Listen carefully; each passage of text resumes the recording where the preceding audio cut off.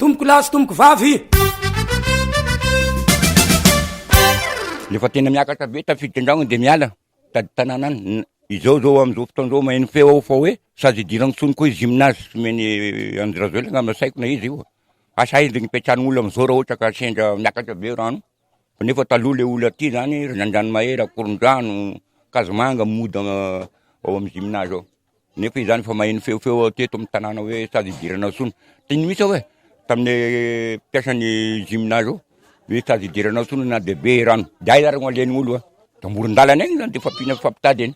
Na hoe mitady tragno zay malaladalaka any.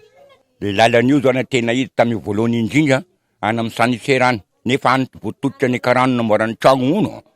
De tany président Fokotany fagnazavazava tany.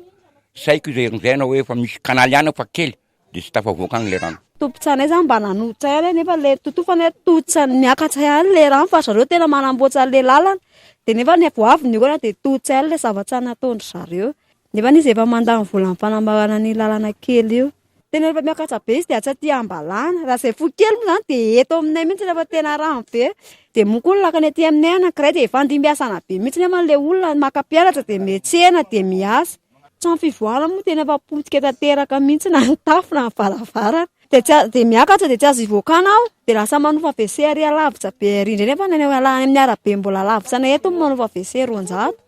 Netaetako zao hoe mba hoe kaopana le lalana zany fa mijaly zay aty ambany tanàna zay fotsiny zany netaetako.